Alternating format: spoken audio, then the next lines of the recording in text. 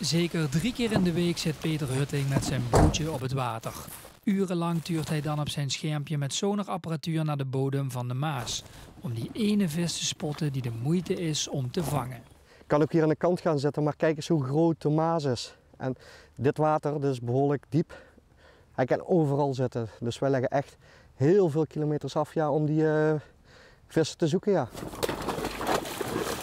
Het is nou geen hobby meer, het is geen passie meer. Het is een obsessie, een way of life geworden voor mij. En ja, zodra ik tijd heb, dan ga ik op het water. Maar dat moet ook. Het moet ook, want wij zien het als topsport. En je moet blijven trainen. En dat werpt zijn vruchten af, want afgelopen weekend ving hij een recordgrote meerval in de Maas in Midden-Limburg. 2,48 meter samen met Jeroen Dwarg. Heel dik. Nu Benelux record.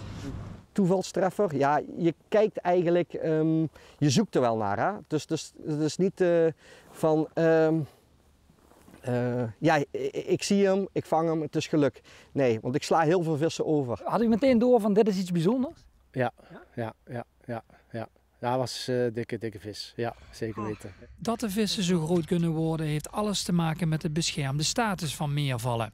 Waar vissers gevangen meervallen in Duitsland juist niet mogen terugzetten, is dat in Nederland verplicht. Tot zorg van Thijs Belgers van Sportvisserij Limburg. Ze breiden zich de laatste jaren toch ongebreideld voort en ze worden steeds groter. Dat zie je wel aan de vangsten die nu 2,47 meter of hoeveel was het.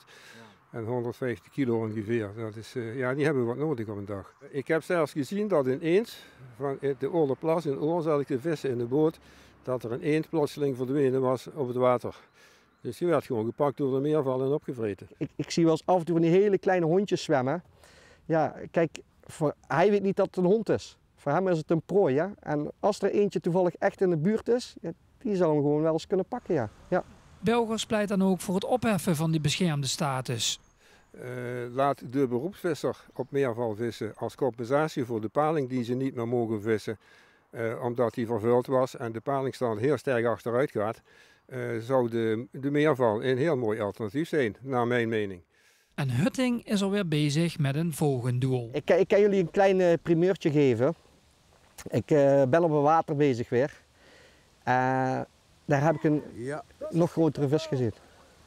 Dus, en ik weet waar die woont. En ik ben er nu al 2 keer geweest en ik heb hem al 2 keer gezien.